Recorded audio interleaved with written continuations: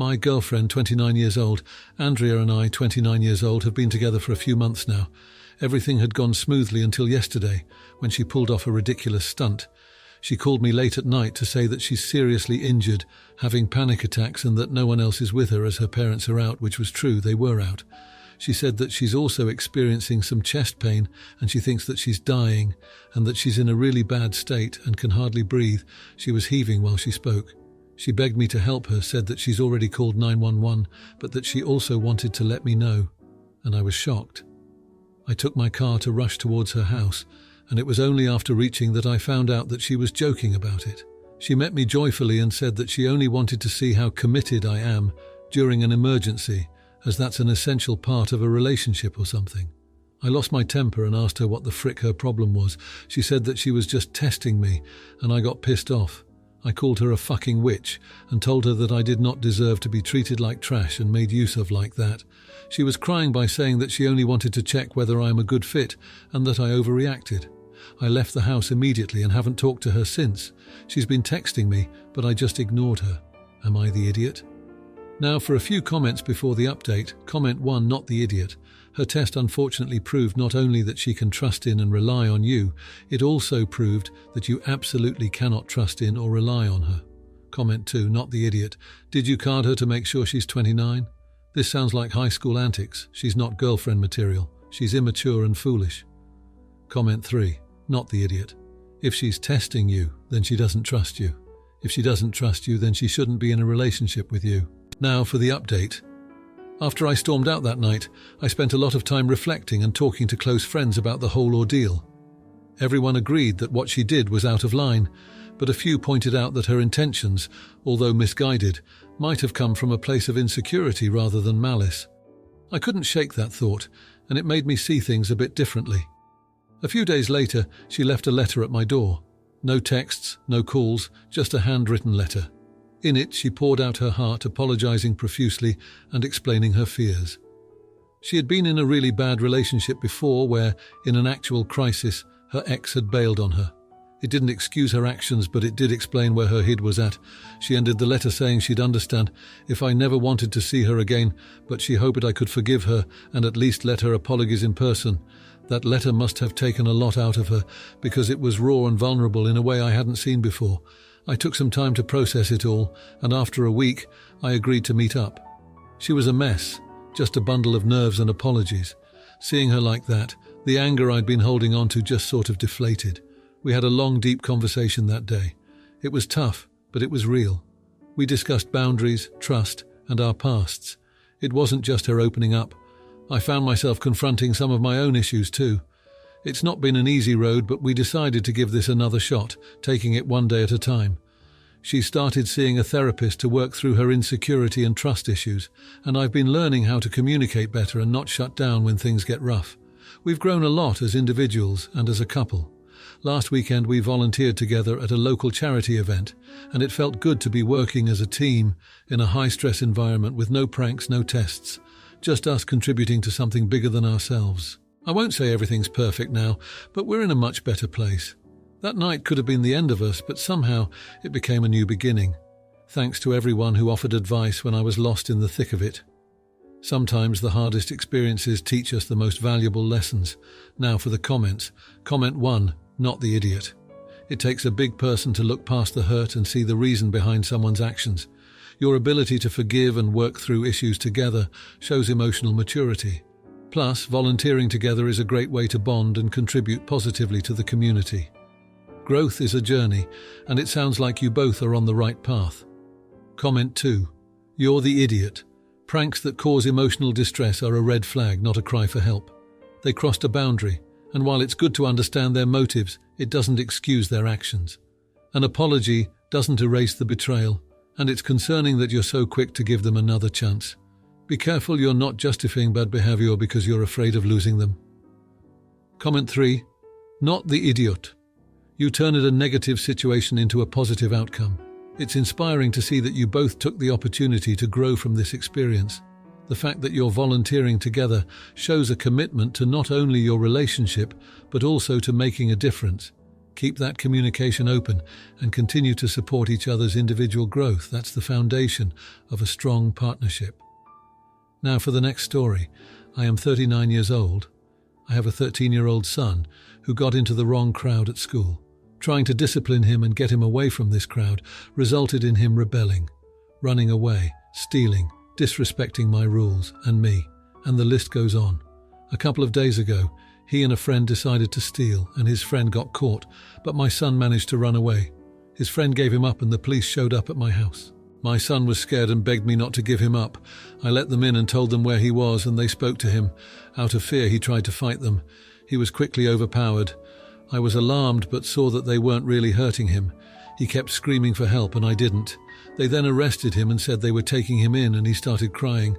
One cop stayed and said they would just take him into their station, but I could pick him up in about an hour when he calms down. Then they left. I picked him up when they rang me. He was very quiet, didn't speak to me, just went straight into his room. He hasn't spoken to me since. That night, I got a call from my ex-in-laws screaming at me for letting him go through all that and that. I've scarred him, and that he's traumatized, and what kind of mother does that to their child?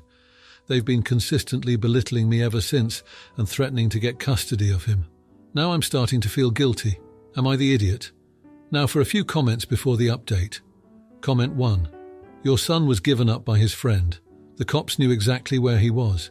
Even if you didn't allow them in, the cops would have been back. There is no running from this. The son has to face the consequences. Breaking the law should be scary. He needed to learn that there is consequences for his actions, and his father should step up and be a parent. However, I would make sure you get a lawyer, especially depending on the cost, and defend him that way, not the idiot. Comment 2. Not offering a judgment, but just be aware that from your kid's point of view, he's going to see you as someone who's not going to help him when he's scared and confused. Get him some therapy quickly if you can, and try to talk to him about why you thought him getting detained was best for him. Comment 3. There's no conflict here. He committed a crime. When the police showed up, he attacked them. You never really had a say in whether or not they were taking him. Now for the update. It's been a month since I turned over my son to the police, and the situation has only gotten worse. The fallout has been heartbreaking. After that incident, my son's behavior took a nosedive. He's become more withdrawn, and I've caught him sneaking out of the house at night. I installed extra locks, but he somehow manages to get out anyway. Last week I received a call from the school. He'd been caught vandalizing school property. It was nothing major, just spray paint, but it was the last straw for them. They've suspended him and now he's facing possible expulsion. It's like he's trying to live up to this image that he thinks his friends expect of him. It's tearing me apart seeing him throw his future away. I tried to reach out to my ex-in-laws again, hoping we could present a united front for our son's sake, but they've filed for emergency custody. They claim I've failed as a parent, and frankly, I'm starting to believe it myself. I'm fighting it, of course, but it's a mess and the legal fees are mounting. The look in my son's eyes when I mention the custody battle. It's a mix of hurt and betrayal. He won't talk to me about it or about anything really.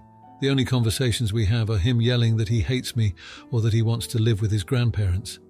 I'm at my wit's end. I've scheduled appointments with therapists for both of us, but he refuses to go. I don't know how to get through to him, how to make him understand that I'm doing all this because I love him, not because I want to control him or ruin his life. The guilt is eating me alive. Maybe I did handle it all wrong. Maybe I should have protected him from the police. But then what lesson would that have taught him? I'm just so lost, and it feels like I'm watching my son slip through my fingers, and there's nothing I can do to stop it. Now for the comments. Comment 1, not the idiot. You did what you thought was right at the time by involving the police. It's tough love, but sometimes that's necessary to set a child on the right path. The grandparents are overstepping by trying to gain custody. Stick to your guns and keep encouraging therapy. It's a good move. It may take time, but your son might come to understand why you did what you did. Comment 2, you're the idiot. Turning your son over to the police was an extreme step that seems to have backfired. You escalated the situation instead of dealing with it at home, and now he's acting out more. It's clear that he needs support and understanding, not the police. Now that the grandparents are involved, it's going to be even harder to mend fences with your son. Comment 3, not the idiot. It's clear you're trying your best in a difficult situation. Therapy is a great step, and it's not your fault that your son is refusing to go. Sometimes consequences are necessary for actions like vandalism. Your ex-in-laws are not in the right for blindsiding you with a custody battle. Keep pushing for what's best for your son, even if he doesn't see it yet. Now, for the next story. Over the past 3 months, my husband's sister has been staying with us until she got back on her feet. As part of her contribution to our household, she generously offered to babysit our kids, including our 3-year-old son with autism and with both delayed speech and language, without expecting any compensation. However, about 3 weeks ago while she was babysitting, our son managed to slip out of the front door without her awareness, wandering around for approximately half an hour before a concerned individual alerted the police. Rather than immediately notifying my husband and me about the situation, she spent an hour searching the neighborhood before involving law enforcement. We only became aware of our son's disappearance after she had already found out that the police had picked him up and safely returned him home. There's uncertainty regarding whether she would have informed us if the police had not explicitly instructed her to do so. In the aftermath, I asked her to leave our home. My husband believes that my decision to kick her out was overly severe, labeling it as an honest mistake that could happen to anyone. He also emphasizes her lack of alternative living arrangements, arguing that it was unjust to leave her with nowhere else to go. She put my son's safety at risk and broke my trust, and I can't get over that, but I can't shake what my husband said. Now I feel terrible about putting her on the street. Am I the idiot? Now, for a few comments before the update. Comment 1. Not the idiot. Drowning is the number 1 cause of death for autistic children. Your son eloped. Her first call should have been to you to find out if there was any place he was known to go so she could check there first while she was waiting for you and the police. Comment 2. What was she doing for that first 30 minutes while your son wandered off? Was she with your other kids? It is super weird that you and/or your husband weren't told this sooner and that she waited another hour to call the police. Comment 3. Not the idiot. Sure, anyone could have let the kids slip out the door. That could happen to anyone. The problem is that she didn't alert you immediately. You should have been called the minute she couldn't find him. Now for the update. Since my last post, things have escalated dramatically. After asking my sister-in-law to leave, she found a place with a friend and took off the same day. I thought that would be the end of it, but it was just the beginning. 2 days later, my husband and I were visited by a social worker. My sister-in-law, in a surprising turn of events, had reported us to CPS, claiming we were negligent parents. She twisted the story, suggesting that her moving out was due to her concerns about our son's well-being and not because of the incident where he wandered off. The investigation was intrusive and nerve-wracking, but ultimately they found no evidence of neglect and closed the case. Our relationship with my sister-in-law is obviously in shreds. My husband, who was initially upset with me for asking her to leave, is now livid with her for making the false report and putting our family through such stress. He has cut off all communication with her, and we're currently looking into legal options for dealing with the false accusations. In a bizarre twist, my sister-in-law's friend contacted us a week after the CPS ordeal, apologizing profusely. Apparently, my sister-in-law had been spinning tales, and once her friend saw the truth of the matter, she kicked sister-in-law out too. My sister-in-law is now staying at a local shelter and has tried to reach out to us for forgiveness, but we're keeping our distance for the time being. As for our son, the incident has affected him more than we realized. His routines were disrupted, and he's been having more meltdowns. We've had to increase his therapy sessions to help him cope with the changes. It's been a harrowing 2 weeks. Just when I thought we had faced the worst, it seems the fallout was just beginning. We're just trying to hold our little family together and move forward from this whole mess. Now for the comments. Comment 1. Not the idiot.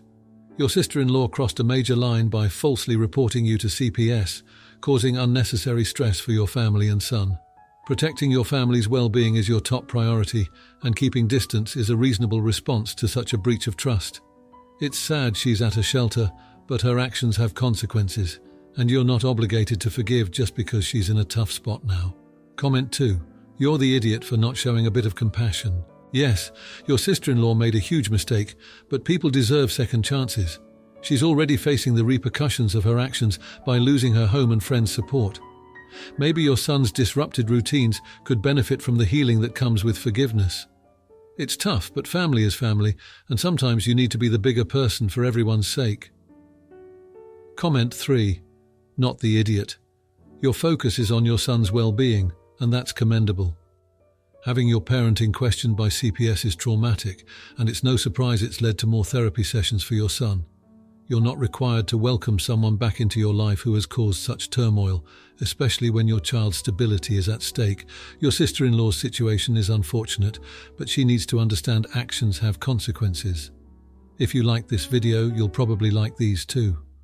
Also, while you're here, please consider subscribing.